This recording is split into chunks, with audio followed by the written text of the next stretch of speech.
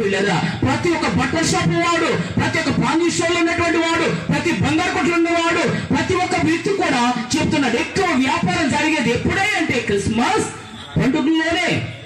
ఎందుకు చెప్తున్నారు తెలుసా? అనేక దేశాలు పిల్లరా ఈ పండుగలు కొనియాడుతున్నాయి. ప్రియ సహోదరి సహోదరులా, అయితే యేసుక్రీస్తు ప్రభువు ఎక్కడ పుట్టాడు?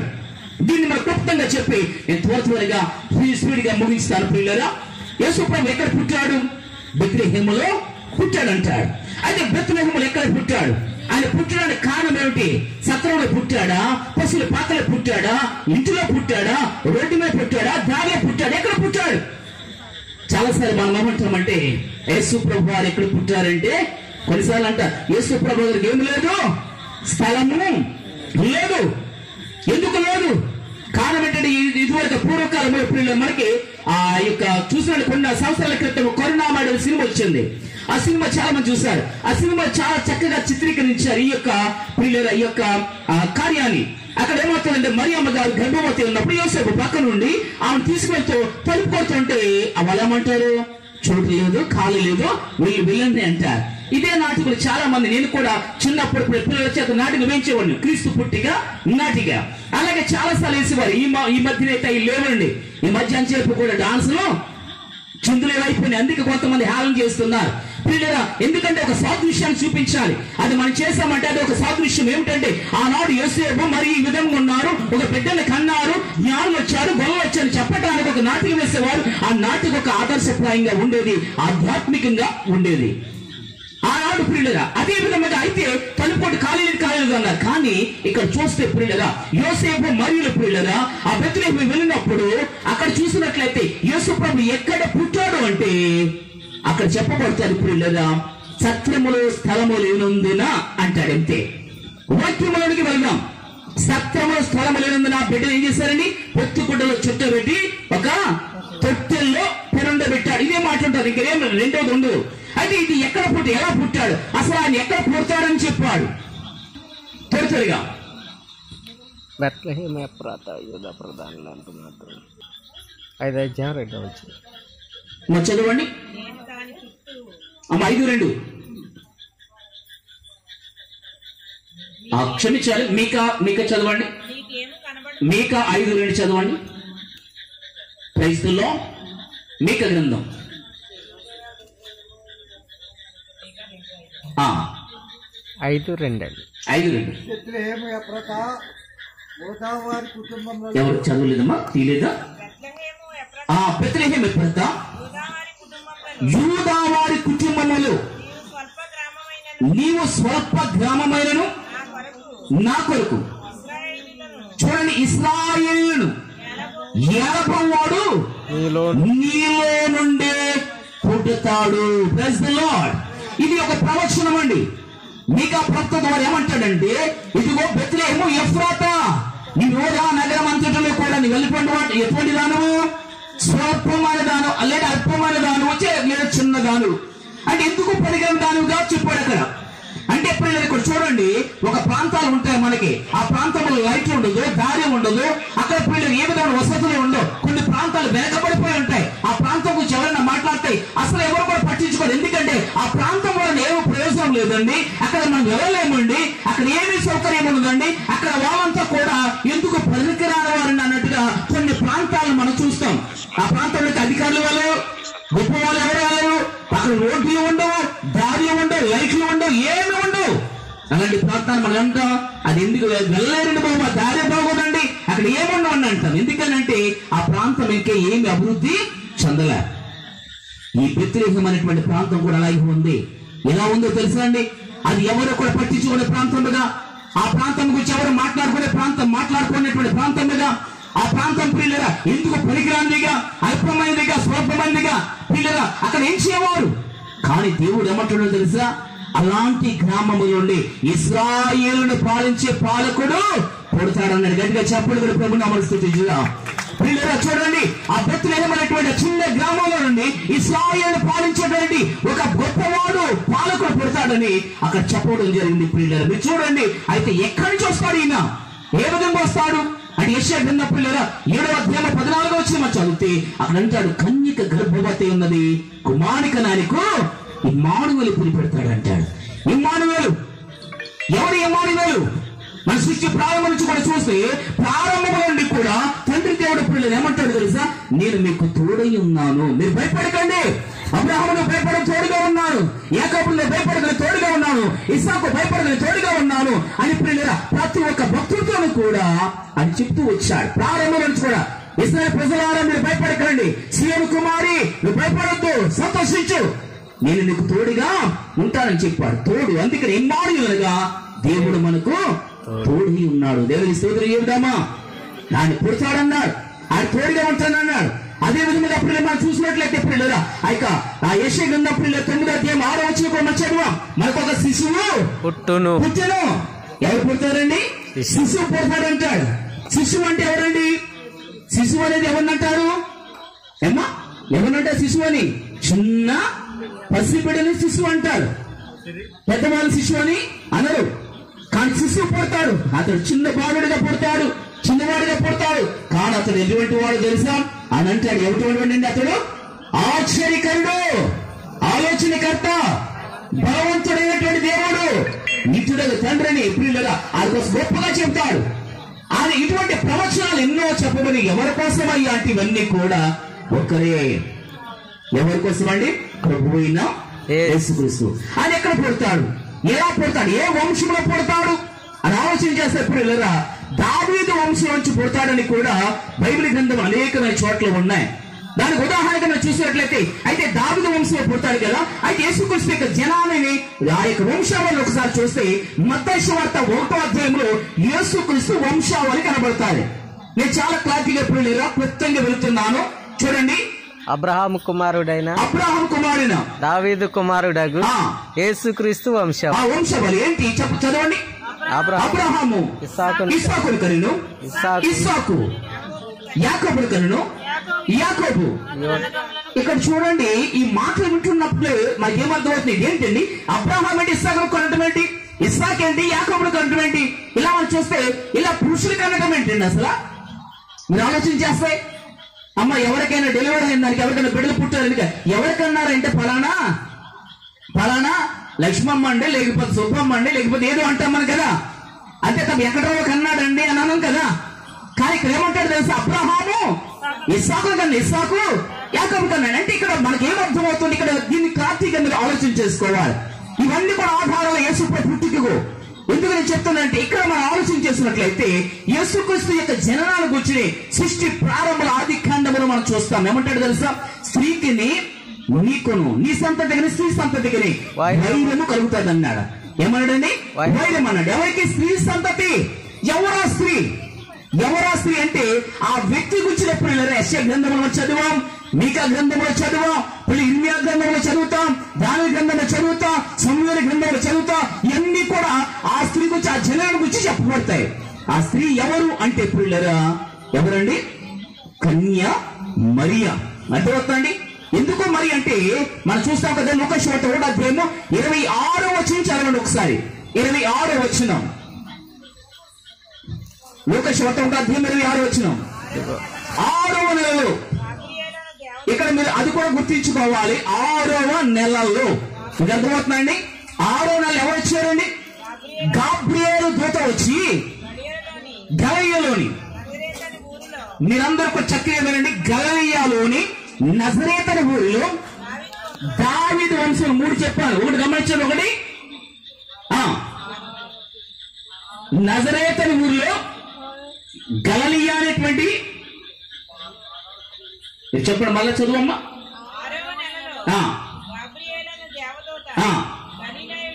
ఇక్కడ వినండి, గలిలయలోని మొట్టమొదటి మాట గుర్తు, గలిలయలోని నజరేతు ఊరిలో దావీదు వంశస్థుడు యోసేపు ఆడ పురుషునికి ప్రదానం చేయబడిన కన్యక. 4 విషయాలు గుర్తించుకోండి. ఒకటి ఏమిటంటే గలిలయలోని నజరేతు ఊరిలో దావీదు వంశస్థుడకు యోసేపునికి ప్రదానం చేయబడిన కన్యక.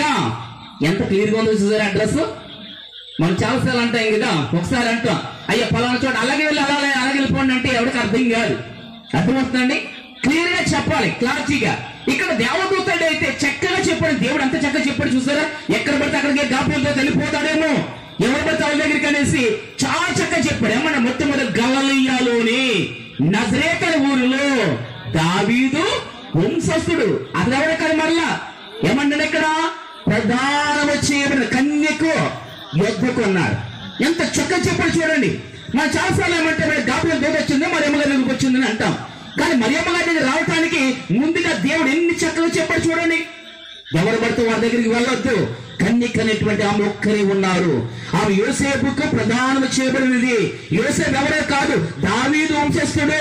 ఆయన ఎక్కడ ఉన్నాడు, గలిలయలో నజరేతును ఊరిలో ఉంటాడు. ఇవన్నీ చెప్పింది పిల్లరా. అలా చెప్పిన తర్వాత అయితే దావీదు వంశస్థుడు అయినటువంటి యోసేపు దగ్గరికి దేవదూత ద్వారా చెప్పబడిన వర్తమానం ఏమిటో తెలుసా?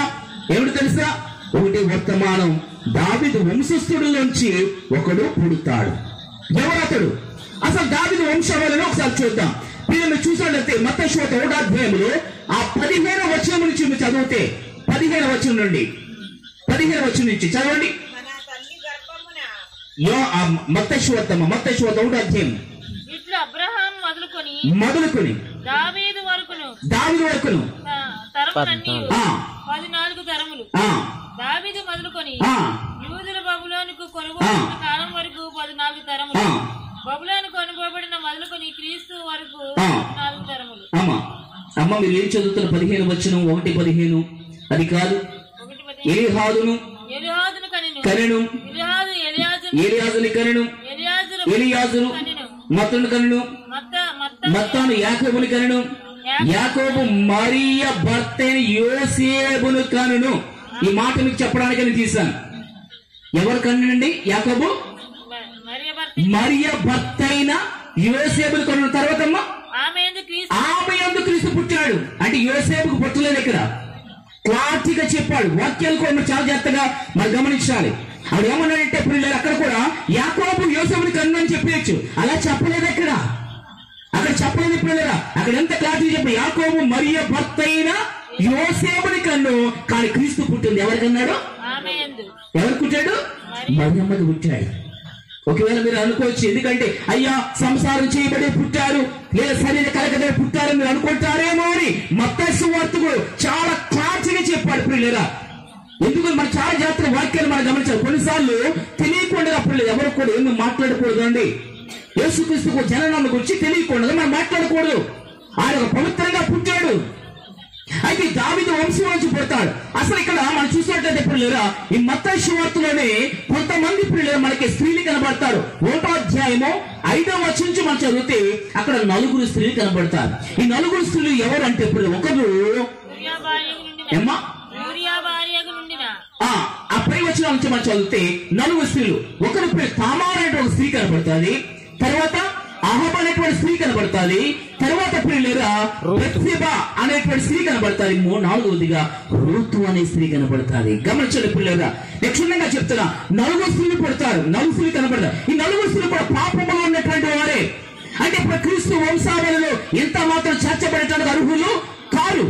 అయినప్పటికీ దేవుడు ఏం చేస్తున్నాడంటే పిల్లరా, ఆ 4 కూడా క్రీస్తు వంశావళిలో చేర్చుకున్నాడు. గట్టిగా చెప్పడు కూడా ప్రభునామమును స్తుతించుదాం.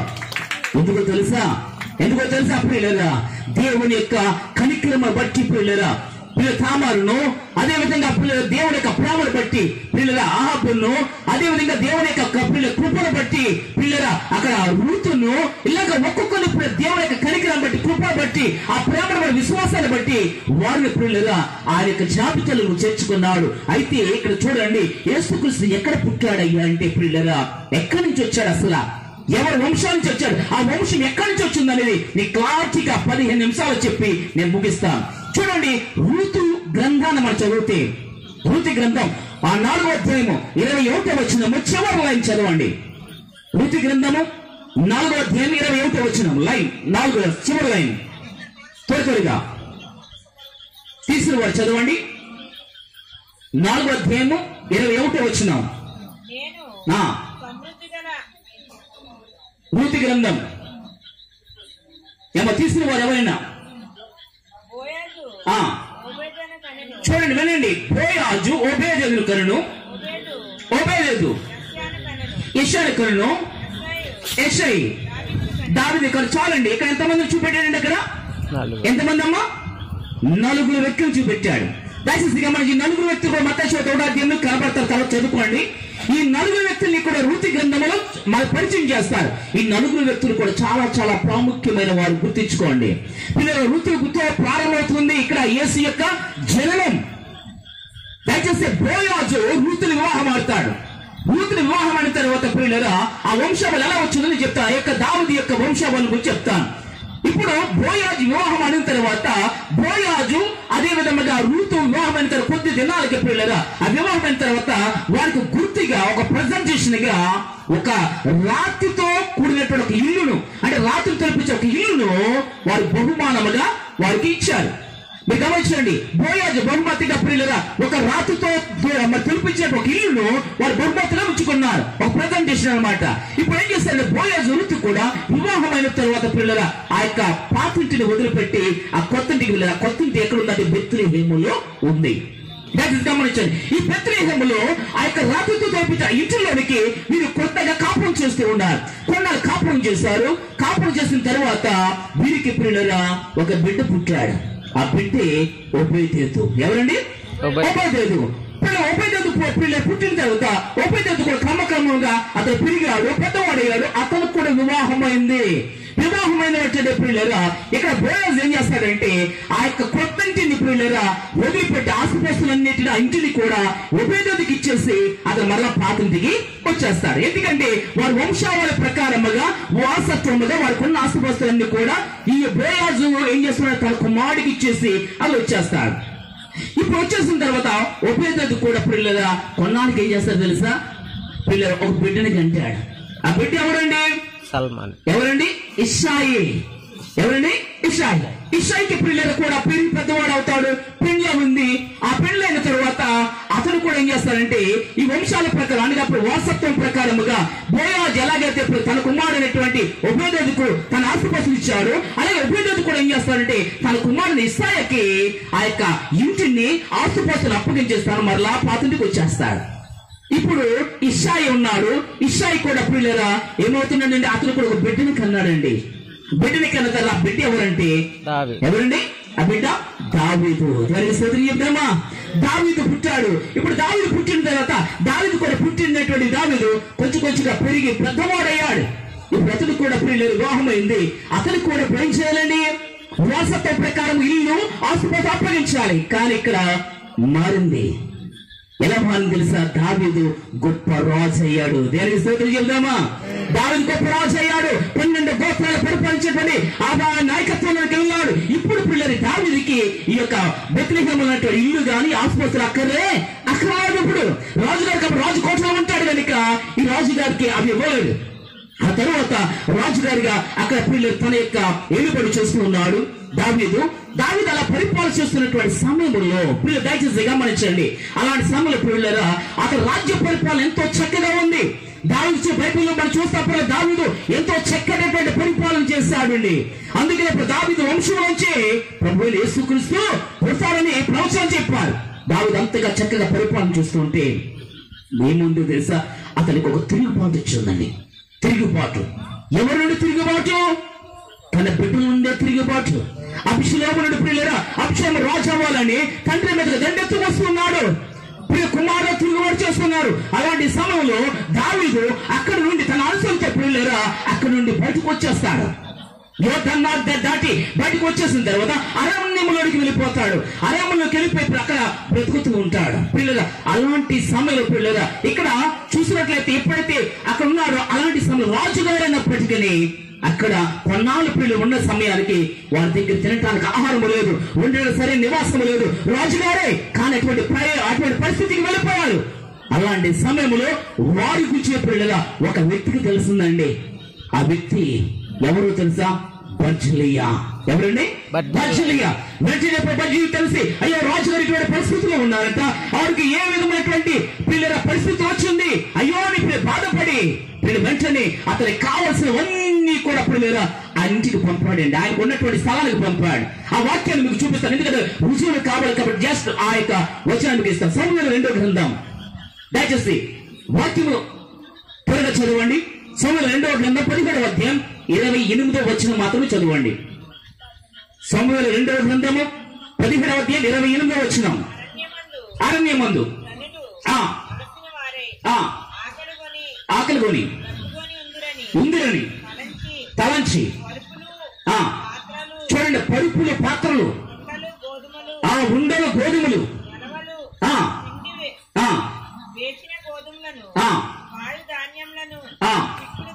చిక్కుడుకాయలు, పేలాలు, తేనె, వెన్న, గొర్రెలు, దావీదును జనములను ప్రైజ్ ది లార్డ్, హల్లెలూయా. ఇక్కడ చూడండి, ఇవన్నిటిని కూడా సమకూర్చాడు. ఎవరికండి? దావీదుకు, తన అనుచరులకు బల్జేపులు పంపించాడండి. ఇవన్నీ పంపించాడు. మీరు ఇప్పుడు చక్కగా తింటున్నారు అన్ని, ఎందుకు రాజుగారికి ఏమైతే వస్తుందో అవన్నీ కూడా పంపించాడు. అక్కడ భోజనం చేస్తూ ఉన్నారు, చక్కగా ఉంటున్నాడు. పిల్లరా, కొంతకాలానికి గడిచే సమయానికి ఏమి జరిగిందంటే పిల్లరా, దావీదు పిల్లరా ఎవరైతే దండెత్తుకొచ్చారో ఆ దండెత్తుకొచ్చిన వారు ఓడిపోయి వెనక్కి వెళ్ళిపోయారు. బస్సు పిల్లరా చనిపోయాడు. ఎప్పుడైతే వార్తలు వచ్చినాయి పిల్లలు, వెంటనే దావీదు పిల్లలు ఏం చేస్తున్నారో తెలుసా? మరలా ఆ రాజుకోటకు బయలుదేరుతున్నాడు. దేవుని స్తోత్రం చేద్దామా? హల్లెలూయా. రాజుకోటకు వెళ్తున్నాడు. అలాంటి సమయంలో బర్జిలియాను పిలుస్తూ ఉన్నాడు. బర్జిలియా, నువ్వు నాకెంతో సహాయం చేస్తావయ్యా. నా యొక్క కుమారు కూడా ఎవరు కూడా నన్ను చూడకపోతే తండ్రిలాగా నన్ను వచ్చి నువ్వు ఆదరించావు అని, బర్జిలియా నీకేమి ఇవ్వగలను? నువ్వు నాతో పాటు వచ్చే, నాతో పాటు నువ్వు ఉండనేసి బర్జిలియాను ఎంతగానో బ్రతిమలాడితే బర్జిలియా ఏమంటాడు తెలుసా? అయ్యా, నేను రాజుకోటలోకి వచ్చి నేనేం చేయగలను? ఆ యొక్క నృత్యం చేసేటువంటి వాళ్ళని చూద్దామంటే కళ్ళు కూడా సరిగా నాకు కనబడవు, నాకేంటి కూడా సంగీతం వినబడవు. ఏదో రుచికరమైనటువంటి ఆ యొక్క మాత్రమైనటువంటి ఆ యొక్క రుచికరమైనటువంటి పదార్థాలు భుజించిన నా నాలుగు కూడా చప్పబడిపోయింది. ఏమో ప్రయోజనం ఉన్నది వచ్చి ఇప్పటికి 80 ఏళ్ళు గడిచిపోయింది, నేను రాలేను అంటాడు బర్జిలియా. ఎప్పుడైతే అంటాడు పిల్లరా, వెంటనే దావీదు చాలా పట్టుబడతాడు. అప్పుడు ఆయన ఏమంటాడు తెలుసా? నా యొక్క కుమారుడు ఉన్నాడు, ఒకే ఒక కుమారుడు కిమ్మహ, ఆ కుమారుడు నిన్ను పంపిస్తానని చెప్పాడు. నా కుమారుడు తీసుకెళ్ళమంటాడు. Praise the lord. ఆ కుమారుడు పంపిస్తాడు. ప్రియదేవుని గమనించండి, ఎప్పుడైతే కుమారుడు పంపిస్తాడు ఆ వచనం కూడా మీకు చదివి వినిపిస్తాను. చూడండి, సమూయేలు 2వ గ్రంథము 19వ అధ్యాయం 38వ వచనం చదవండి. సమూయేలు 2వ గ్రంథము 19వ అధ్యాయం 38వ వచనం. అమ్మ చదవండి.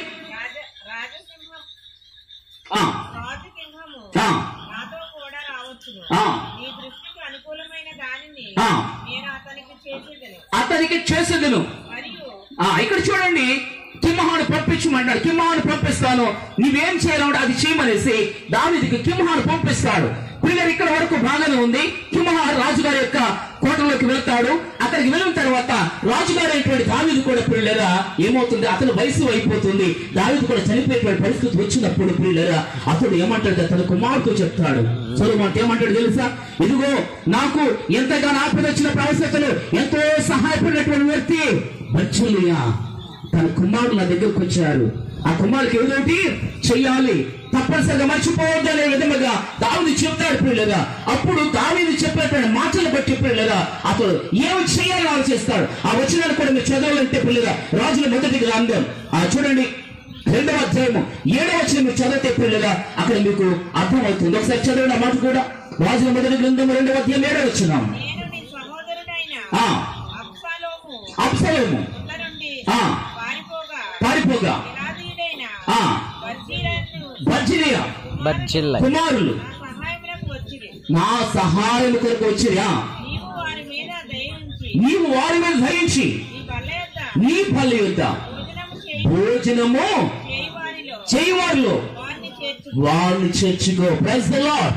ఎంతో చక్కగా చెప్పాడు దావీదు, వాడిని విడిచిపెట్టొద్దన్నాడు. అయితే తండ్రి చెప్పే ప్రకారముగా ఏం చేయాలంటే ఇప్పుడు బర్జిలియా కుమారులు పిల్లగా ఏదో ఒకటి చేయాలి. ఏం చేయాలి అని ఆలోచన చేస్తే పిల్లరా, అప్పుడు ఆలోచన చేస్తే ఏం గుర్తుకొచ్చింది తెలుసా? బెత్లెహేములో పిల్లరా, బెత్లెహేములో ఆ రాత్రితో తలపించిన ఇల్లు ఆశీర్వాదం అక్కడ ఉండిపోయాయి. ఇప్పుడు ఇవన్నీ కూడా ఎవరికి ఇద్దాం? బర్జిలియా కుమారుడు కిమ్మహాకి ఇద్దామని కిమ్మహా ఇచ్చాడు. కిమ్మహా చేస్తే పిల్లరా ఇప్పుడు కిమ్మహా ఎక్కడ వెళ్ళాడండి? బెత్లెహేములో ఉన్నటువంటి పిల్లలు అనగా బోయాజు నివసించిన ఇల్లు, తన ఉపయోగం ఉన్నటువంటి ఇల్లు, ఇశ్రాయి ఉన్నటువంటి ఇల్లు, దావీదు ఉన్నటువంటి ఇంటిలోకి ఇప్పుడు ఎవరు వచ్చారండి? కిమ్మహా వచ్చాడు. వచ్చాడు. ఈ కిమ్హా ప్రియులరా అదే ఇంట్లో ఉంటున్నారు. ఆ ఇంట్లో ఉంటే ప్రియులరా ఆసుపత్రి కాపాడుతూ ఉన్నాడు. ఇల్లు ఎవరు ఇచ్చారండి? దావీదు ఇచ్చాడండి. రాజు ఇచ్చాడు కదా, దావీదు రాజు ఇచ్చాడంటే దాని జోలికి ఎవరు రారు, దాని జోలికి ఎవరు రారు. అందుకే ప్రియులరా అక్కడ ఉంటుండగా కొద్ది ప్రియుల కాలం గడిచే సమయానికి ఒక వార్త వచ్చింది. ఏమిటో వార్త తెలుసా? బచ్చని యొక్క తండ్రి గారు క్షమించాలి, కిమ్హా యొక్క తండ్రి గారు చనిపోయారు. బచ్చని చనిపోయారు. వార్త వచ్చింది. వార్త వచ్చినటువంటి కిమ్హాకి ప్రియులరా ఏం చేయాలో తెలియట్లే. ఇప్పుడు ఒకే ఒక కుమారుడు, తండ్రి ఆస్తులు అక్కడ ఉన్నాయి, తండ్రి దగ్గరికి వెళ్ళాలి. ఇప్పుడు ఈ విషయాన్ని దావీదుకు చెప్దామంటే అంత దూరం వెళ్ళి ఇప్పుడు చెప్పాలంటే చాలా కష్టం కనుక ఏదో విధంగా వెళ్ళాలంటే ఏం చేయాలి? ఇక్కడ ఉన్న ఆస్తుపస్తులను వదిలిపెట్టి వెళ్తే పాడైపోతాయి, ఇల్లు పాడైపోతాయి. ఏం చేయాలని ఆలోచన చేసే ప్రియులారా ఒక మంచి ఉద్దేశంతో ఆ రాత్రితో తొలిపించి ఇంటిని ఏం చేస్తాడు తెలుసా? ఒక సత్రముగా మార్చేస్తాడు. దేవుని స్తోత్రం చెప్దామా? హల్లెలూయా. ఇప్పుడు సత్రముగా మార్చేస్తాడు. దాన్ని ఎందుకు సత్రముగా మార్చాడు? మంచి ఉద్దేశం ఏమిటంటే ఇదిగో ఈ సత్రముగా ఉన్నప్పుడు ప్రియులారా ఆ యెరూషలేము గుండా వెళ్ళేటువంటి రాజమార్గంలో బెత్లెహేము దగ్గరికి అది గుండా వెళ్ళేవారు. ప్రతి ఒక్కరు కూడా ఆ సత్రంలోకి వెళ్ళేటప్పుడు ఒక దీపం పెడతారు, దాన్ని చూస్తూ ఉంటారు. ఇది పాడవకుండా ఉంటాదని ఒక సదుద్దేశంతో ప్రియులారా సత్రముగా మార్చేస్తాడు.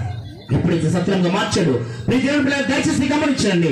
ఆ సత్రముగా మార్చేసిన తరువాత అక్కడ ప్రియులారా అతను కిమ్హా వెళ్ళిపోయిన తర్వాత ప్రియులారా మీరు గమనించండి. ఎప్పుడైతే ఇప్పుడు అలాగా సత్రముగా మార్చబడింది ఆ సత్రానికి ఏం పెట్టాడు తెలుసా? ఏం పేరు పెట్టాడు తెలుసా? కేరుతు కిమ్హా సత్రం అని పెట్టాడు.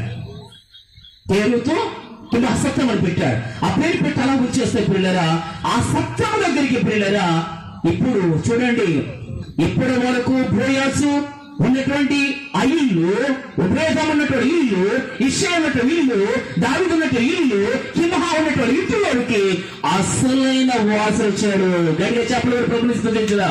హల్లెలూయా. ఎవరి వాసన తెలుసా? నిండు సోరాతో మరియమ్మ గారు యోసేపు గారు అదే సత్రం దగ్గరకు వచ్చారు. ఆ సత్రమే ఎవరిదండి? ఎవరిది ఇల్లు? ఎవరిది ఇల్లది? ఆయనదే. దావీదు వంశం నుంచి వచ్చిన ఇల్లుది. చివరికి ఎప్పుడైనా చూడండి ఏ విధంగా యేసు ప్రభువు వారు ఇక్కడికి వచ్చిన తర్వాత అది వాక్యం ఏమి చెప్పండి? సత్రములు ఇల్లు, ఆ స్థలము ఇల్లేనందున మీరు అనుకుంటూ ఉంటారు సత్రములు స్థలము లేకపోతే అక్కడ ఉండే కదండి అని అనుకోవచ్చు. అయితే ఇక్కడ ఏం జరిగిందంటే ఎక్కడ పుట్టాడు అంటే ఇప్పుడు నేను అంటాను అంటులోనే పుట్టాడు. అయితే సత్రము స్థలము ఎందుకు ఈ మాట మాలికారంటే ఒకటి గమనించండి. పిల్లలు ఆ ఇంట్లోనికి వెళ్ళిన తర్వాత చూడండి నిండు సోలాతో ఉన్నటువంటి ఆమె బిడ్డ కన్నా తన బిడ్డకి ఏం తగలకూడదండి? ఏం తగలకూడదు. చూడండి ఎవరైనా బిడ్డ పుట్టిన తర్వాత ఆ బిడ్డ చుట్టూ కూడా జనాలు ఏం చేస్తారు? దూరంగా ఉండబట్టారు. కానీ ఆ సత్రం ఎలా ఉంటుంది? ఘోర సత్రం అంటే ఎలా ఉంటుంది? జనం ఎవరు పడితే వాళ్ళు ఎలా ఉంటారు? తాగుబోతులు, తిండిపోతులు, పిల్లలు అనేకమైనటువంటి కోలాహలమైన వాళ్ళందరూ ఉన్నారు. వీళ్ళందరూ గోళ బిడ్డగా తగలకుండా ఉండాలి అంటే ఏం చేయాలి తెలుసా? బయట పిల్లలు ఏముందో తెలుసా? ఆ యొక్క ఖాళీ స్థలం అంతా కూడా ఆ సత్రంలోకి వచ్చిన వారి ఒంటుల మీద గాడిదలు వచ్చారు. వాటన్నిటికీ కూడా బయట ఒక పశువుల తొట్టులను సమకూర్చారు, గడ్డి వేసి ఆ తొట్టులోనికి ఆ బిడ్డను తీసుకొని ఆ పొత్తు కూడా చుట్టబెట్టి ఆ తొట్టుల్లో పరుండబెట్టాడు. గట్టిగా చెప్పబడి బ్రహ్మనామాలు స్తుతించుదాం. హల్లెలూయా. యేసుక్రీస్తు ప్రభువు చూడండి అసలైన వారసుడు తన ఇంటికే వచ్చాడు. కానీ పశువుల తొట్లు ఎందుకు పరుండబెట్టాడు తెలుసా? కారణం ఏంటి తెలుసా? మన లూకా సువార్త 2వ అధ్యాయం 10వ వచనం మనం చదువుతాం పిల్లరా. అక్కడ లూకా సువార్త 2వ అధ్యాయంలో చెప్పబడిన మాట ఏమిటి తెలుసా? ఇదో గోళ్ళకు ఒక మాట చెప్పాడు, ఇదే మీరు వెళ్ళండి. ఎక్కడ పిల్లలు అక్కడ ఏమంటారు తెలుసా? పశువులు ఆ యొక్క గుడ్డలతో పిల్లలు చుట్టబడి పశువుల తొట్ట పొరుండబెట్టడం మీరు చూస్తారు. దీనికి ఇదేందుకు ఆనవాలనేసి ఒక ఆనవాలని చెప్తారు. పిల్లరా అది తెలియాలంటే ఇప్పుడు ఎక్కడ ఉండాలి? బిడ్డ ఎక్కడ ఉండాలి? పశువుల తొట్టులని కదా. దేవత చెప్పింది గాబ్రియలు దూతడు ఏమని చెప్పాడండి? నీవెక్కడ చూస్తావని చెప్పాడు. ఒకసారి చదవండి అన్నమాట. అయితే ఆ దూత భయపడుకుడి, ఇదిగో మా సంతోషకరమైన శుభవర్తమానము నేను మీకు తెలియజేస్తున్నాను. దావీదు పట్టణమందు మీ కొరకు పుట్టి ఉన్నాడు. ఈయన ప్రభు అయిన క్రీస్తు. పిల్లరా ఆ యొక్క 16వ వచనం చదివితే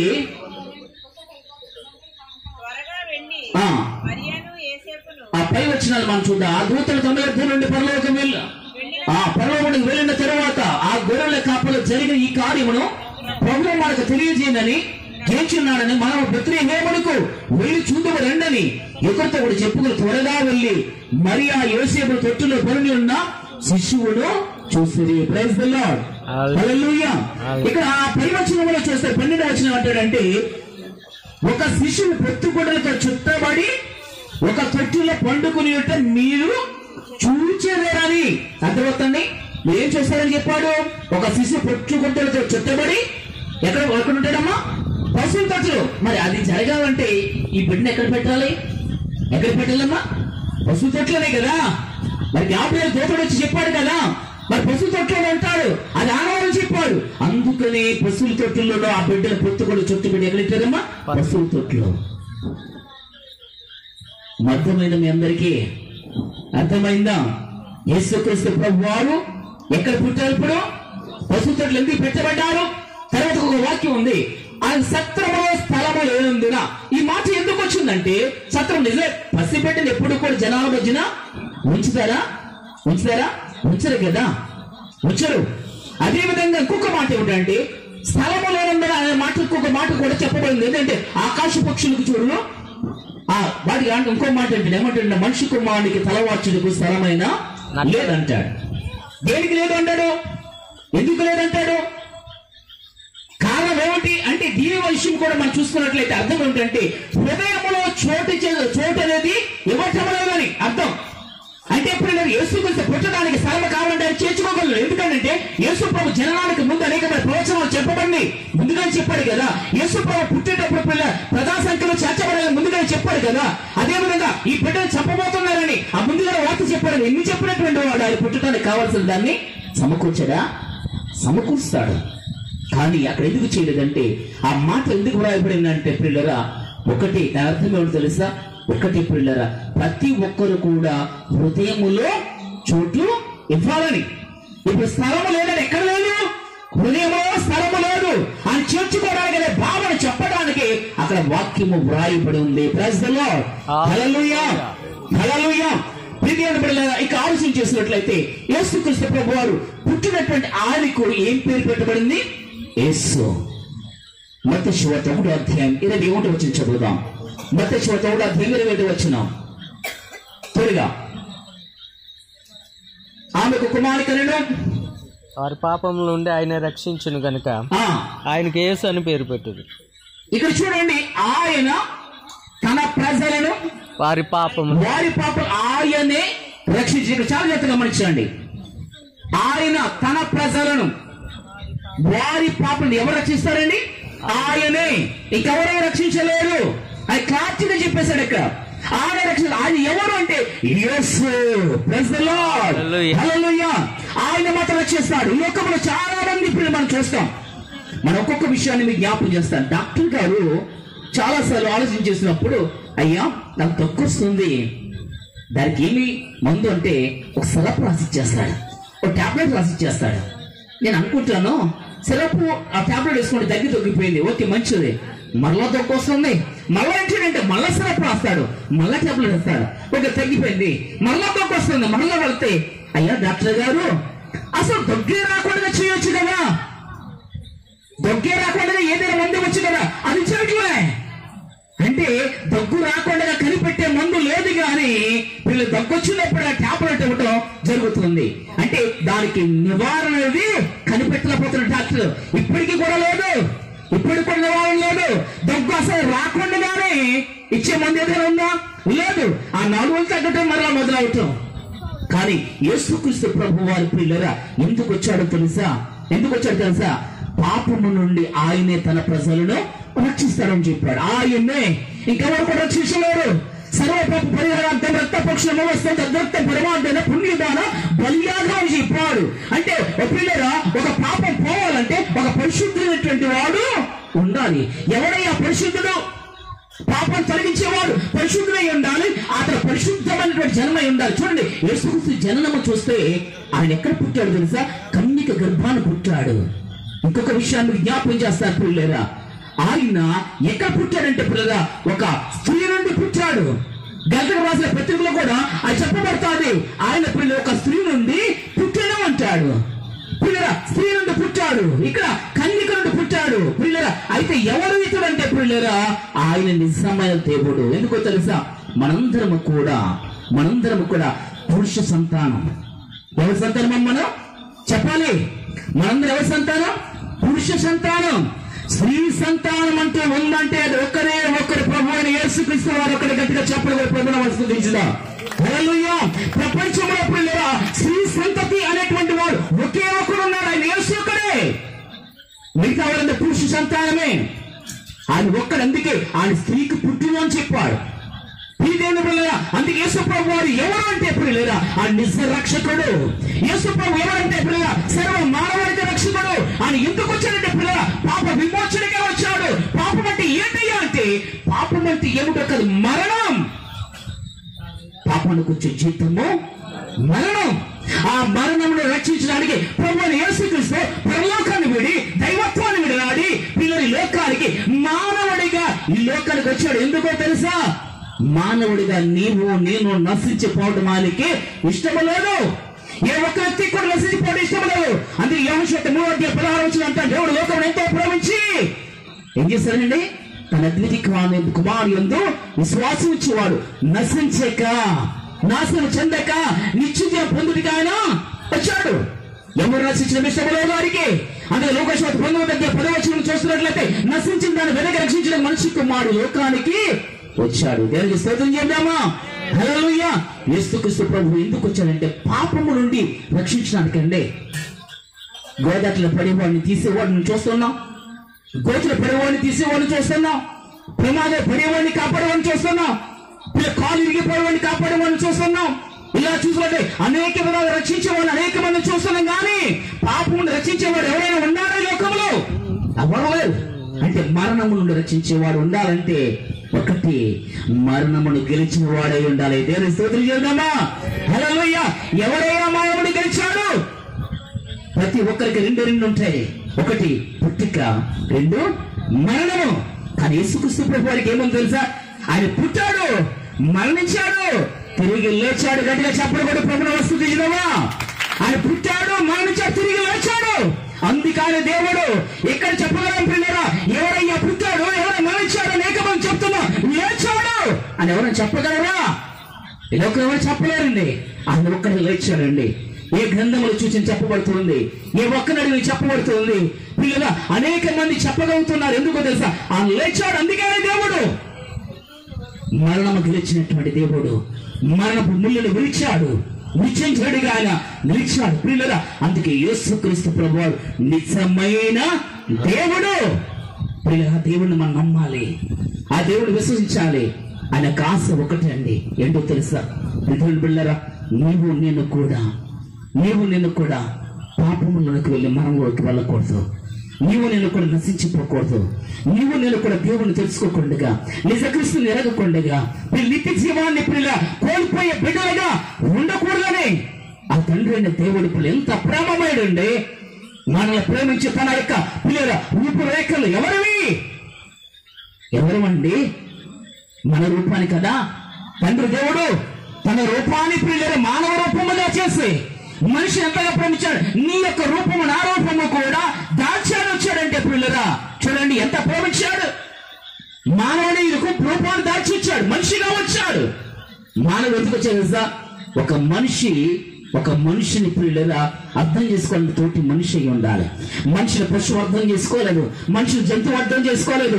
మనిషిని అర్థం చేసుకోవాలంటే తోటి ఒక మనిషి అయి ఉండాలి. అందుకని ఇప్పుడు అది విషయం తెలియటానికి మనిషి ఎన్ని కష్టాలు పడతాడు, ఎన్ని బాధలు పడతాడు, ఆ బాధ ఎలా ఉంటుంది, ఆ నొప్పి ఎలా ఉంటుంది, అవమానం ఎలా ఉంటుంది, నింద ఎలా ఉంటుంది, కష్టం ఎలా ఉంటుంది, ఇవన్నీ తెలియాలంటే మనిషి అయి ఉండాలి. అయ్యా నువ్వేమన్నా మానవుడు నీకేమో తెలుసు అంటారు కదా.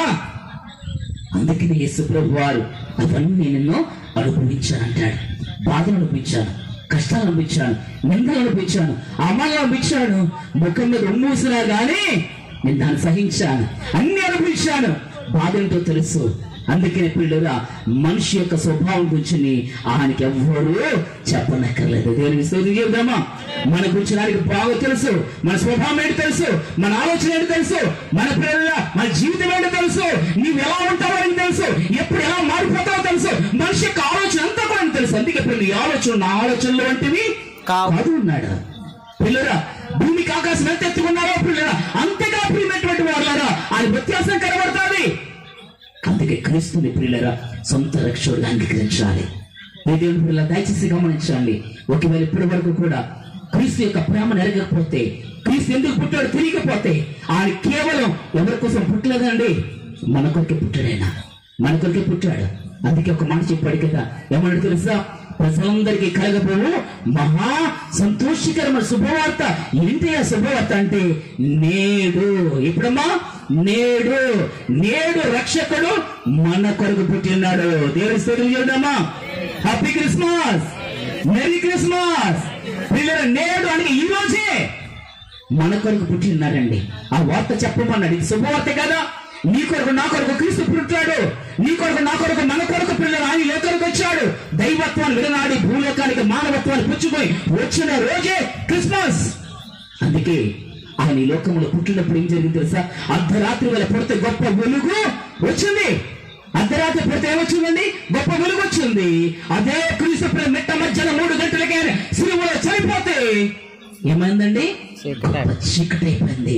ఆ చీకటిలో నడుచు జనులు ప్రేమ చూశారు, గొప్ప వెలుగు చూశారు. గట్టిగా చెప్పడం ప్రభుత్వ వస్తుందామా, వెలుగు చూశారు పిల్లరా. అందుకే పిల్ల ఆ చీకటి అనేటువంటి దాన్ని చూపెట్టాడు. మరణించిన ద్వారా పిల్లల ఆ మెట్ట మధ్య 3 గంటలకి చీకటి అయిపోయింది. ఆయన పుట్టినప్పుడు అర్ధరాత్రి వెలుగు వచ్చింది.